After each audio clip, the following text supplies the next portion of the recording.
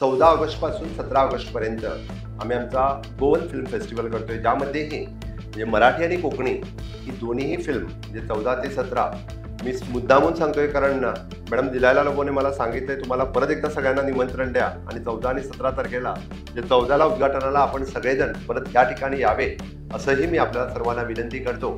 हा महोत्सव होतोय गोव्यासारख्या छोट्या राज्यामध्ये असे 3 फिल्म महोत्सव आम्ही आयोजन करतोय, घडवून आणतोय आणि हे पाहण्यासाठी म्हणजे इंटरनॅशनल फिल्म फेस्टिवल पाहण्यासाठी तरी ग्लोबली फिल्म इंडस्ट्री रिलेटेड लोक या ठिकाणी येतात. मराठी महोत्सवासाठी खास करून म्हणजे मराठी कलाकार असेल, प्रोड्युसर असेल, ऑर्गनायझर असेल, ज्येष्ठ कलाकार असेल, हे सगळेजण या ठिकाणी येतात आणि गोवन फिल्म फेस्टिवलसाठीही तशीच खूप मोठी गर्दी या ठिकाणी होते. मी आपला जास्त वेळ घेणार नाही आहे. आपण मुद्दामून फक्त वर्ल्ड प्रीमियर आणि बाकीच्या फिल्म पाहण्यासाठी आज आणि उद्या 2 दिवस आपल्याला तर वेगवेगळी फिल्म इथं पाहायला मिळेल. गोव्यातील लोक तशी बोलतात कोकणी आणि फिल्म बघायची झाली तर हिंदी आणि मराठी ते प्रिफर, आणि कम्युनिकेशन करायचं झालं, ट्रान्झॅक्शन करायचं झालं तर ते इंग्लिशमध्ये प्रिफर करतात. त्यासाठी हिंदी आणि मराठी फिल्म पाहणं गोव्यातील लोकांना खूप आवडतात. पण गोव्यातील थिएटर्समध्ये मराठी फिल्म कमी दाखवली जातात. म्हणून मला वाटतं संजय शेट्टी यांनी इनिशिएटिव्ह घेऊन अशा मराठी फिल्म्स गोव्यामध्ये कंटिन्यूस आणण्यासाठी प्रयत्न केले तर गोव्यातील लोक तेही मराठी फिल्म्स बघतील याची मला खात्री आहे. आणि नक्कीच म्हणजे फक्त महोत्सव करण्याऐवजी संजयने इनिशिएटिव्ह घेऊन वेगवेगळी मराठी फिल्म गोव्यामध्ये दाखवण्याचंही प्रायोजन करावं.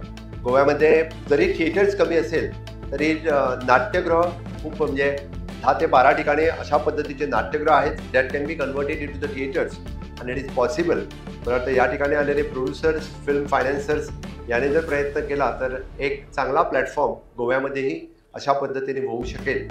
आम्ही एंटरटेनमेंट सोसायटी ऑफ गोवा मला वाटतं बरेच जण या ठिकाणी फिल्म शूटिंग करायला बरीच लोकं येतात. आम्ही with the single window clearance म्हणजे एंटरटेनमेंट सोसायटी ऑफ गोवा यामार्फत आम्ही सिंगल विंडो क्लिअरन्स फिल्म शूटिंगसाठी करायला द्यायला लागलो आहे. आणि definitely whatever the cooperation required for you for the film shooting purpose in the Goa our entertainment society is ready to give you. आणि एक प्रामुख्याने एक गोष्ट मुद्दामून सांगेल म्हणजे गोवा फिल्म फेस्टिवलमध्ये 30% गोव्यातील लोकांना घेऊन जर तुम्ही अपॉर्च्युनिटी दिली तर तुमचं फिल्म आमच्या फिल्म फेस्टिवलमध्ये पण तुम्ही कॉम्पिटिशनला आणू शकता. आणि even though we are giving the subsidies for that film, त्यासाठी गोव्यातील मुलं आणि मुलींना ज्यांना हिरो आणि हिरोईन व्हायचं आहे त्यांच्यासाठी ही चांगली गोष्ट असेल. त्यामुळे तुम्ही गोव्यातील कलाकारांना घेऊनही जर फिल्म शूट केलं तर गोवन फिल्म फेस्टिवलसाठी आणि even though the Goan subsidy which we are giving for the Marathi आणि कोकणी, आम्ही फक्त कोकणीसाठीच देतो असं नाही आहे, मराठी फिल्मसाठीही आम्ही सबसिडीज पण देतो आणि अवॉर्डसाठी पण अशा पद्धतीने. पण आमचे टेक्निशियन्स आणि बाकी मुलींना घेणं हे गरजेचं आहे. त्यामुळे गोव्यातीलही जास्तीत जास्त मुलांना पार्टिसिपेट व्हायला याची संधी मिळेल. परत एकदा म्हणजे या मराठी महोत्सव फिल्ममुळे कितीतरी मराठी कलाकारांच्या बरोबर फोटोशूट करायला मलाही मिळालं. त्यामुळे मी specially thanks for the Sanjay Shetty आणि विन्सेंट ग्राफिक्स. परत एकदा आपल्या सर्वांना खूप खूप शुभेच्छा. जय हिंद, जय भारत.